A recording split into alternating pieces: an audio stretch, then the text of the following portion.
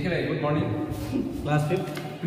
अब हमने पिछले 2 वीडियोज में हमने क्या क्या टर्म देखे, ठीक है। इसको कॉपी पे नोट नहीं करना है कि हम एज फॉर रिविजन कराएं कि कौन कौन सी चीज़ें हमने पिछले वीडियोज में देखे हैं और कौन कौन सी चीज़ों को हमको रिवाइज करना है कि ये सभी चीज़ें क्लियर रखनी, क्योंकि देखो वीडियो के आने में गैपिंग हो जाती है, ठीक है।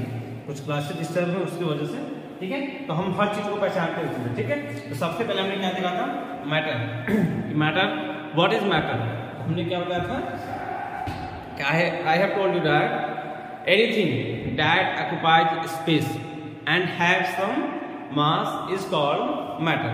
तो ऐसी कोई भी चीज जिसका कुछ अपना खुद का कुछ मास हो और कुछ क्या करे, वॉल्यूम ऑक्युपाई करे, उनको हम क्या बोलते हैं, मैटर बोलते हैं, ठीक है। कोई भी चीज जिसका कुछ मास होता है और कुछ जगह को कवर करती है उसको हम क्या बोलते हैं, मैटर। इसे कुछ एग्जाम्पल हम आपको दिए थे, ठीक है। उसके बाद हमने देखा था मैटर के 3 टाइप्स देखे थे, उसे अभी बता दें उसको कि मैटर कितने टाइप्स होते हैं। तो 3 टाइप्स के, solids, liquid and gases. Types of matter, solids, liquid and gases. तो सॉलिड्स क्या होता है भाई, सॉलिड्स वो मैटर होते हैं जिसमें जो उसके एटम्स होंगे, जो पार्टिकल जिनसे मिलकर बना है, वो एकदम पास पास होते हैं। क्या होते हैं, एकदम पास पास। जैसे ये मेरा सॉलिड्स है, ठीक है, ये सॉलिड्स है जिसमें एटम क्या है, एकदम पास पास है, ठीक है जी। इसलिए इनका शेप क्या होता है, एकदम फिक्स होता है। इनका शेप क्या होता है, एकदम फिक्स होता है।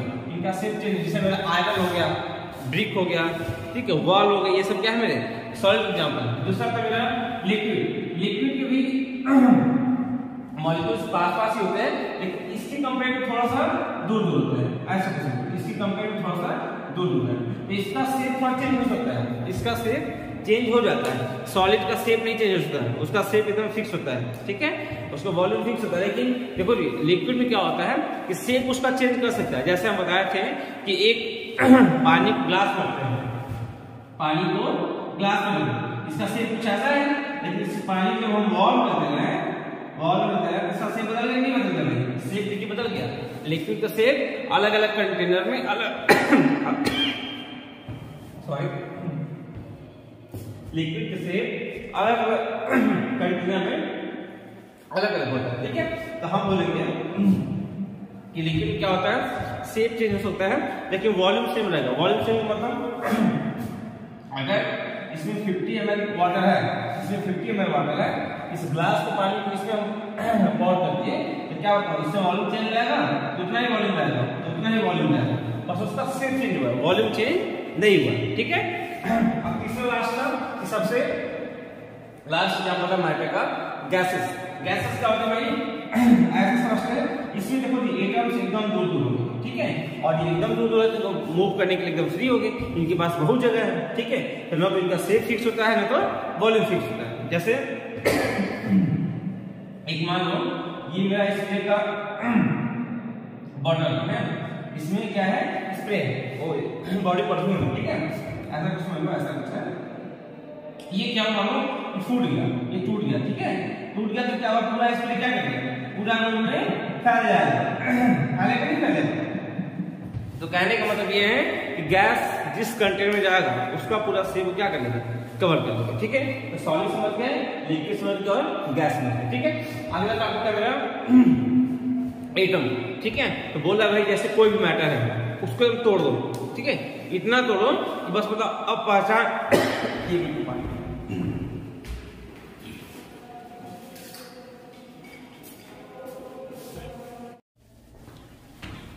देखिए अगला मेरा था एटम, ठीक है। तो एटम के अंदर क्या बताया था कि atom are the building block of matter, ठीक है। मतलब एटम को बार बार रख के एक मैटर दे रहा है। जैसे देखो ये मेरे एटम्स हैं, अब एक ही एटम को बार बार रखा गया, ठीक है, तो मिलके मॉलिक्यूल्स बनाते हैं। एटम मिलकर क्या बनाते हैं, मॉलिक्यूल्स, और मॉलिक्यूल्स मिलकर क्या बनाएंगे, मैटर। वही एग्जांपल इसमें हमारा घर बनता है, ठीक है। तो घर बनता है तो एक ही ईंट को रखते जाते हैं, ईंट रखती जाती नहीं रहते, तो ईंट पे ईंट रखते जाते हैं, तो मेरा दीवार तैयार होता है, दीवार के बाद रूम तैयार होता है, अलग अलग रूम मिलकर फिर क्या बनाते हैं, बिल्डिंग बन जाते हैं, है तक नहीं। तो हम बोलेंगे हमारे बिल्डिंग का एटम क्या है, क्या बोलेंगे, ब्रिक है। तो वैसे ही एटम का मतलब कि उस मैटर का स्मॉलेस्ट पार्ट क्या होता है, एटम होता है, ठीक है। उसके बाद अगला टॉपिक है मॉलिक्यूल्स। मॉलिक्यूल्स क्या होता है भाई, एक ही एटम, जैसे अलग अलग एटम मिलके मॉलिक्यूल्स बनाते हैं, ठीक है। इस मान लो ये एटम है, ठीक है, और ये एटम में क्या बना है, मॉलिक्यूल है। जैसे मेरा H2O क्या है, एक मॉलिक्यूल है, इसमें हाइड्रोजन का एटम है और ऑक्सीजन का एटम है, ठीक है। ये क्या है, एक मॉलिक्यूल हो गया, ठीक है। अब आगे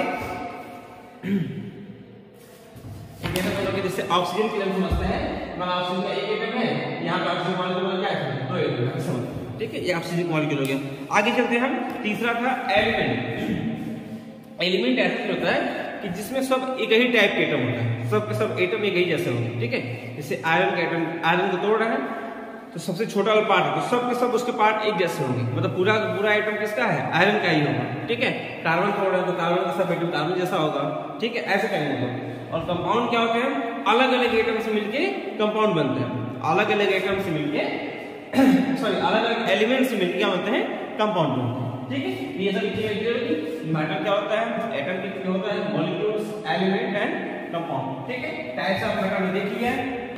आगे था सॉल्यूट एंड सॉल्वेंट। तो सॉल्यूट का मतलब भाई जैसे एक मेरा मिक्सचर है, ये किसी मेरा मिक्सचर है, ठीक है। अब मिक्सचर में मान लो हमने शुगर मिला दिया, ठीक है, तो एक ये लेस अमाउंट में है, ये शुगर क्या है, लेस अमाउंट में, ठीक है। शुगर का अमाउंट पर, पानी क्या है, मोर अमाउंट में, लार्जर अमाउंट में, ठीक है। पानी क्या है, लार्जर। तो जो सॉल्यूशन बना रही है, ठीक है, उसमें जो कम अमाउंट में होता है उसको हम बोलते हैं सॉल्यूट, और जो ज्यादा अमाउंट में होता है उसको हम बोलते हैं सॉल्वेंट।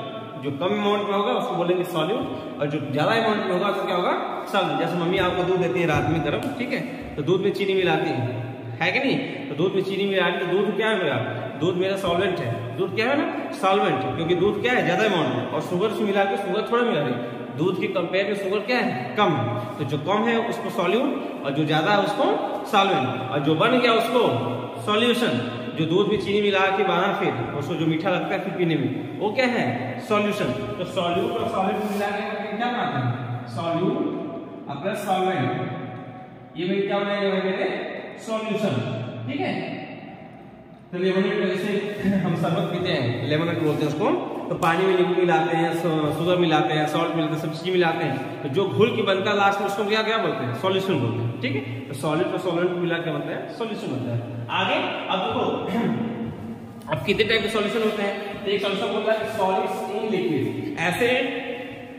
ऐसे सॉल्यूशन जिसमें क्या है, लिक्विड में सॉलिड को मिलाया गया है। सबसे अच्छा एग्जांपल क्या है कि पानी में नमक को मिला दो, पानी क्या करो, नमक को मिला दो, ठीक है।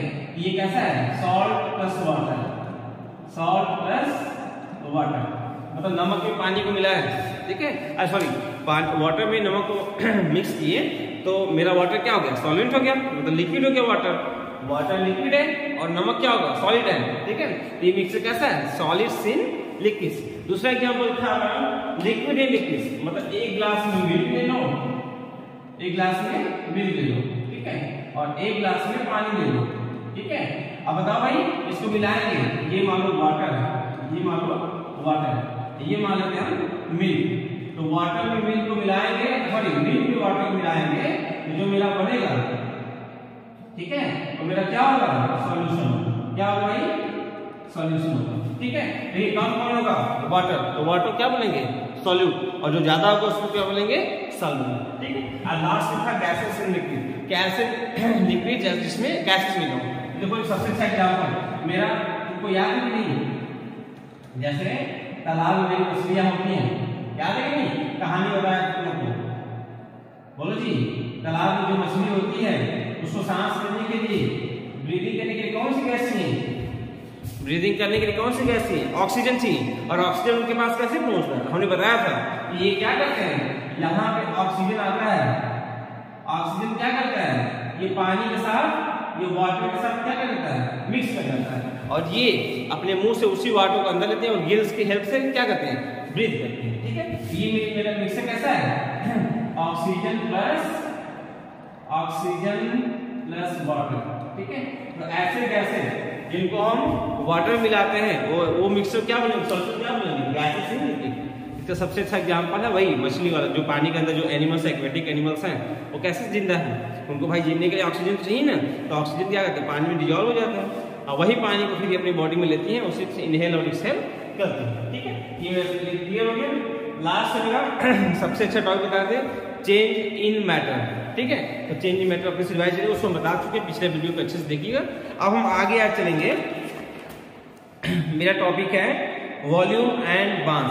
ठीक है, चलो ये रिवीजन के लिए था, लिखेंगे तो लिख लिया, अदरवाइज कोई जरूरी नहीं है। देखिए भाई, गुड मॉर्निंग, क्लास 5। हमने पिछले 2 वीडियोज में हमने क्या क्या टर्म देखे।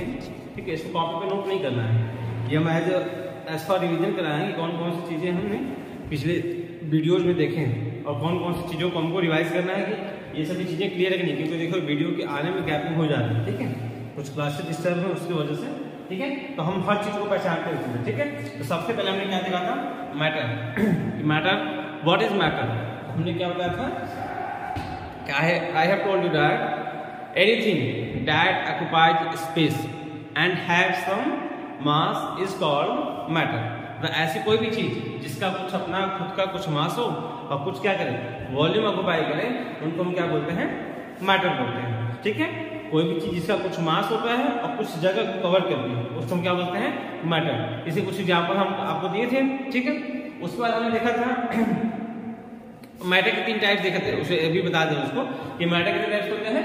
तो 3 टाइप्स के, solids, liquid and gases. Types of matter, solids, liquid and gases. तो सॉलिड्स क्या होता है भाई, सॉलिड्स वो मैटर होते हैं जिसमें जो उसके एटम्स होंगे, जो पार्टिकल जिनसे मिलकर बना है, वो एकदम पास पास होते हैं। क्या होते हैं, एकदम पास पास। जैसे ये मेरा सॉलिड्स है, ठीक है, ये सॉलिड्स है जिसमें एटम क्या है, एकदम पास पास है। ठीक है कि इसलिए इनका शेप क्या होता है, एकदम फिक्स होता है। इनका शेप क्या होता है, एकदम फिक्स होता है। इनका शेप चेंज, जैसे मेरा आयतन हो गया, ब्रिक हो गया, ठीक है, वॉल हो गया, ये सब क्या है मेरे सॉलिड एग्जांपल। दूसरा था मेरा लिक्विड। लिक्विड के भी मॉलिक्यूल्स पास पास ही होते हैं, लेकिन इसके कंपेयर में थोड़ा सा दूर दूर होते हैं। ऐसा कुछ इसके कंपेयर में थोड़ा सा दूर दूर है, तो इसका शेप थोड़ा चेंज हो सकता है, इसका शेप चेंज हो जाता है। सॉलिड का शेप नहीं चेंज हो सकता है, उसका शेप एकदम फिक्स होता है। ठीक है, उसका वॉल्यूम फिक्स होता है। लेकिन देखो लिक्विड में क्या होता है कि शेप उसका चेंज कर सकता है। जैसे हम बताए थे कि एक पानी ग्लास करते हैं, पानी को ग्लास में, इसका शेप कुछ ऐसा है, लेकिन इस पानी को हम वॉल में देते हैं, वॉल में देते हैं, इसका शेप बदल गया, नहीं बदल गया, शेप देखिए बदल गया। लिक्विड का शेप अलग अलग कंटेनर में अलग सॉरी लिक्विड के शेप अलग अलग कंटेनर में अलग अलग होता है। ठीक है, तो हम बोलेंगे कि लिक्विड क्या होता है, शेप चेंज हो सकता है, लेकिन वॉल्यूम सेम रहेगा। वॉल्यूम सेम मतलब अगर इसमें 50 ml वाटर है, इसमें 50 ml वाटर है, इस ग्लास को पानी को इसमें हम पॉर कर दिए, तो क्या होता है, इससे वॉल्यूम चेंज रहेगा, उतना ही वॉल्यूम रहेगा, उतना ही वॉल्यूम रहेगा, बस उसका शेप चेंज हुआ, वॉल्यूम चेंज नहीं हुआ। ठीक है, अब तीसरा लास्ट था, सबसे लास्ट क्या बोला मैटर का, गैसेस। गैसेस क्या होता है भाई, ऐसे समझते हैं, इसमें देखो एटम्स एकदम दूर दूर होंगे। ठीक है, और ये एकदम दूर दूर है तो मूव करने के लिए एकदम फ्री हो गए, इनके पास बहुत जगह है। ठीक है, तो ना तो इनका शेप फिक्स होता है, ना तो वॉल्यूम फिक्स होता है। जैसे एक मान लो ये मेरा स्प्रे का बॉटल है, इसमें क्या है, स्प्रे बॉडी परफ्यूम। ठीक है, ऐसा कुछ मान लो, ऐसा कुछ है, ये क्या मानो फूट गया, ये टूट गया। ठीक है, टूट गया तो क्या हुआ, पूरा स्प्रे क्या करेगा, पूरा रूम में फैल जाएगा, फैलेगा नहीं फैलेगा। तो कहने का मतलब ये है कि गैस जिस कंटेनर में जाएगा उसका पूरा शेप क्या कर लेगा, कवर कर लेगा। ठीक है, तो सॉलिड समझ गए, लिक्विड समझ गए और गैस समझ गए। ठीक है, अगला टॉपिक है मेरा एटम। ठीक है, तो बोला भाई जैसे कोई भी मैटर है उसको तोड़ दो। ठीक है, इतना तोड़ो कि बस मतलब अब पहचान ये देखो भाई।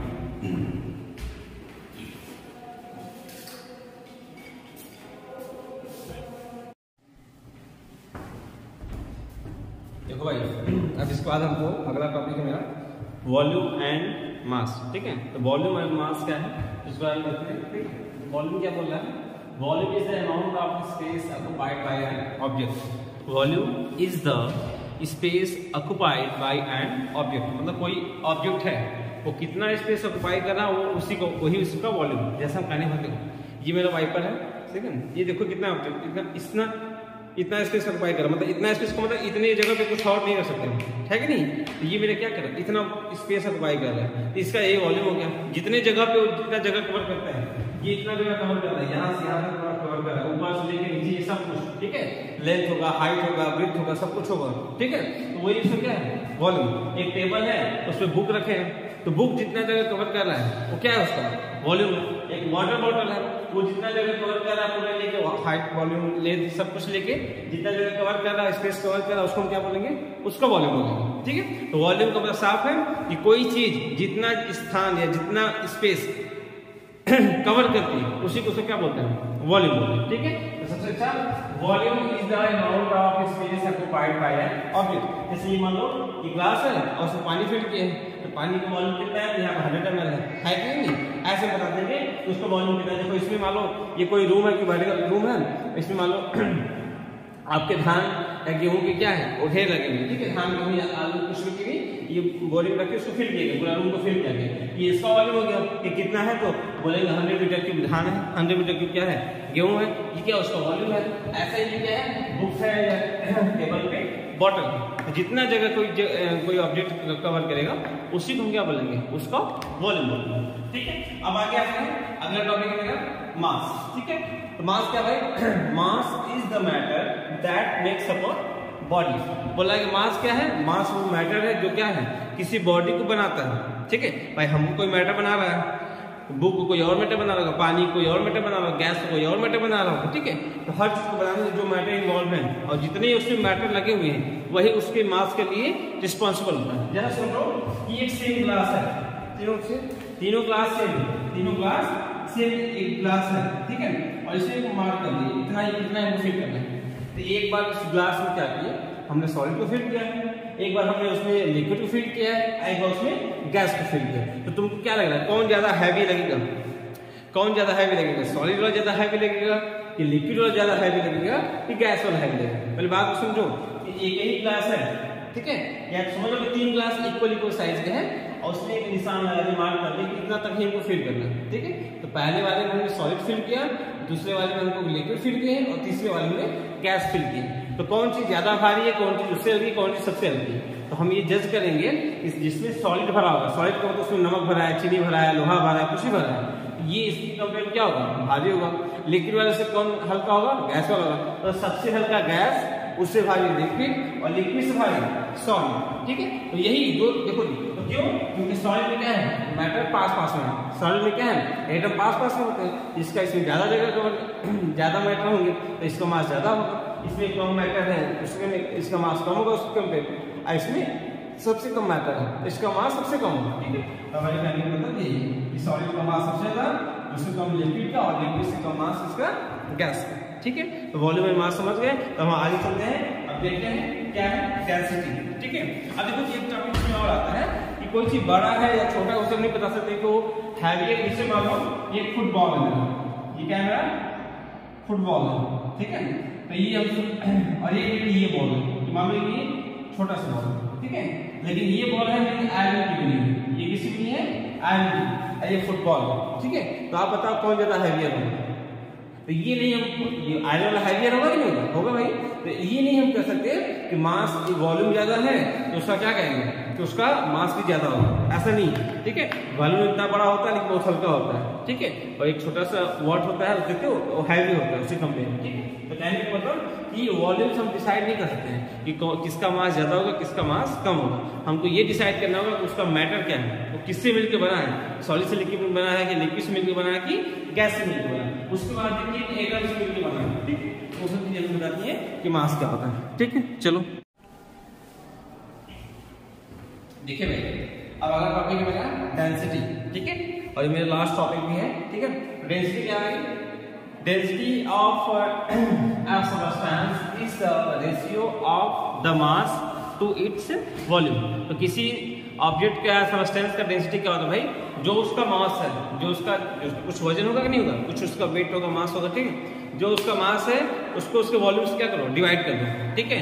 और वही डिवाइड करने के बाद जो वैल्यू आएगी वही मेरा क्या होगा, तो मेरा होगा वो उसका डेंसिटी होगा। तो बोलेगा density of a substance is the ratio of the mass of an object to its volume, मतलब हम बोलेंगे डेंसिटी इक्वल टू क्या है, मास को क्या करो वॉल्यूम से डिवाइड करो। कोई ऑब्जेक्ट तुमको दिया है, उसका मास दे दिया है और उसका वॉल्यूम दे दिया है, इसका इतना मास है, इतने ग्राम का, इतने केजी का, इतने कुछ का है, ठीक है, और उसका वॉल्यूम दे दिया कि इतना जगह कवर कर रहा है, ठीक है, 2 मीटर क्यूब है चाहे 3 मीटर क्यूब है, कुछ भी सेंटीमीटर क्यूब है, कुछ भी, तो उसका वॉल्यूम दे दिया है। तो हमको मान लो डेंसिटी पता करना है, तो क्या करेंगे, उसके मास को उसके वॉल्यूम से क्या करो, डिवाइड करो, ठीक है। हमने आपके लिए क्वेश्चन डिजाइन किया है कि कोई भी ऑब्जेक्ट है जिसका मास दिया 20 ग्राम, कितना दिया है, मास दिया भाई 20 ग्राम और वॉल्यूम दिया है 8 सेंटीमीटर क्यूब, तो बोला कि डेंसिटी फाइंड करिए, क्या फाइंड करिए, डेंसिटी। तो भाई आप डेंसिटी फॉर्मूला जानते हैं ना, डेंसिटी का फॉर्मूला होता है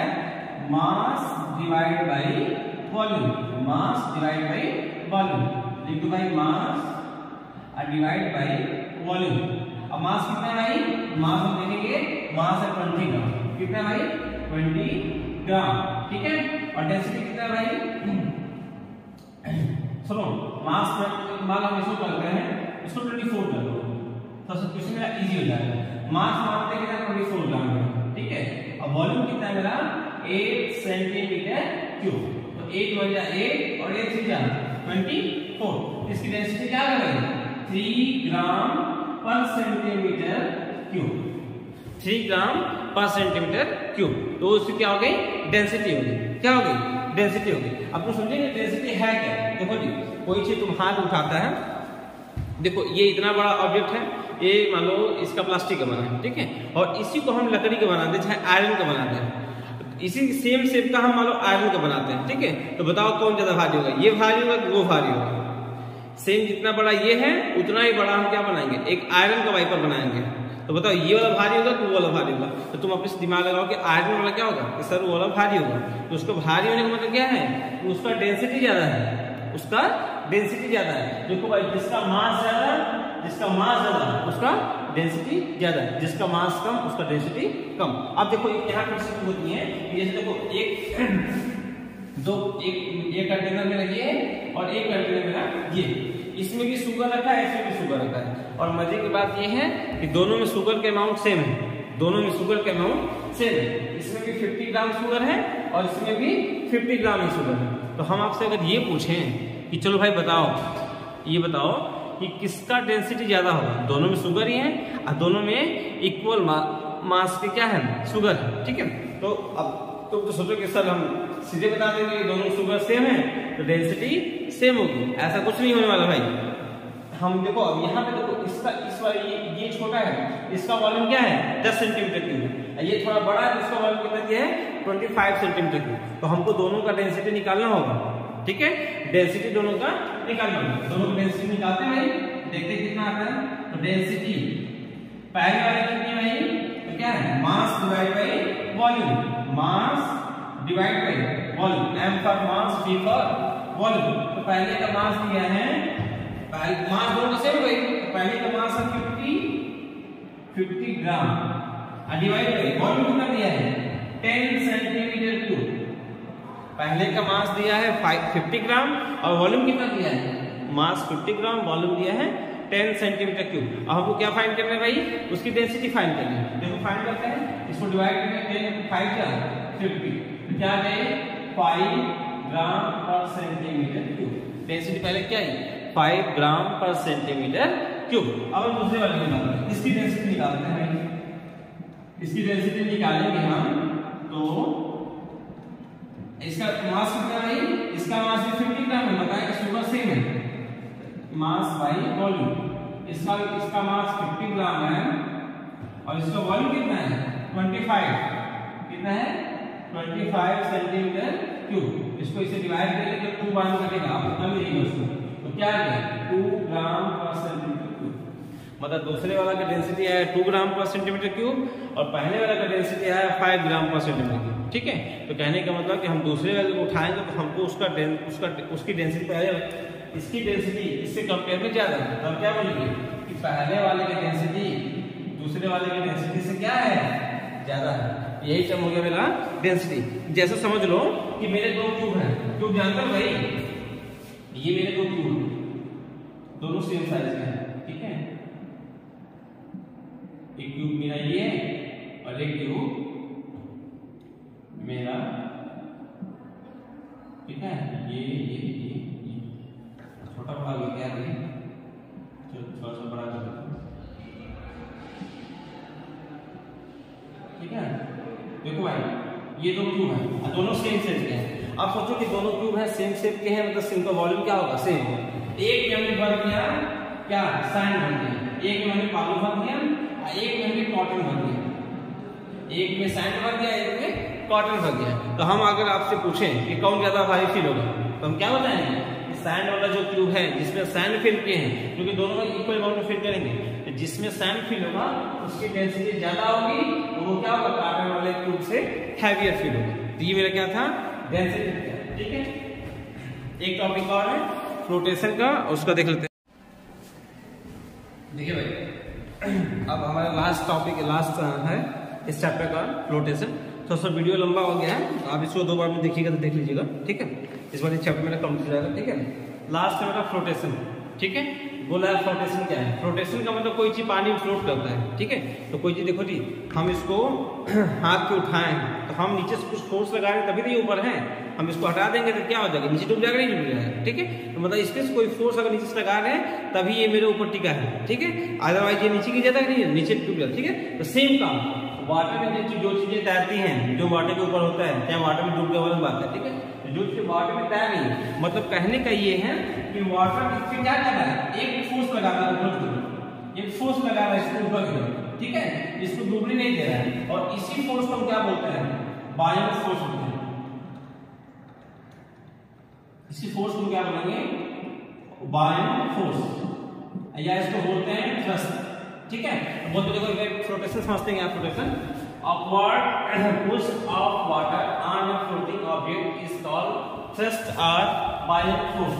यहाँ कोई भी thrust or buoyant force क्या होता है,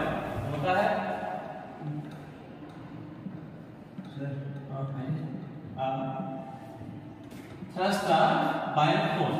buoyant force क्या होता है कि कोई चीज वाटर में अगर तैर रही है तो उसके ऊपर तैरी चाहे डूब रही है, उसके ऊपर वाटर का एक फोर्स लगा किधर की तरफ, ऊपर की तरफ, और उसी फोर्स को हम बोलते हैं बायन फोर्स, या उसका एक और नाम होता है थ्रस्ट बोलते हैं, ठीक है, थ्रस्ट, ठीक है। जैसे upward force of water on floating object is called thrust और बायन फोर्स।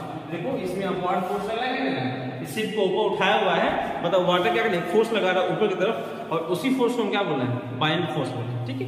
अब दिमाग में ये आएगा इस तरह कोई चीज डूब क्यों जा रही है, अब कोई चीज तैर क्यों नहीं है, तो देखो उसका मतलब ध्यान से कि देखो जी हर चीज का अपना डेंसिटी होता है। अब डेंसिटी पिछले वीडियो बता चुके हैं कि डेंसिटी क्या होता है, हर चीज का अपना डेंसिटी होता है, मास को वॉल्यूम से डिवाइड कर दो उसका डेंसिटी पता कर सकते हैं। तो वाटर का भी डेंसिटी होगा कि नहीं होगी, मैटर जो भी है, मैटर चाहे सॉलिड है, चाहे लिक्विड है, चाहे गैस, चाहे जो भी चीजें हैं, उनका कुछ डेंसिटी होगा। अब हमको बता रहा है कि कोई ऑब्जेक्ट मेरे हाथ में है, ठीक है, कोई ऑब्जेक्ट मेरे हाथ में है, तो उसको हमको पता करना है कि ये डूबेगा कि तैरेगा, ठीक है। तो पहले देखो उसको पता करने के लिए आपको होगा कि अगर उसकी डेंसिटी वाटर से कम है, उस जो मान लो ये ऑब्जेक्ट है मेरा, ये मान लो मेरा कॉटन का बना, ठीक है।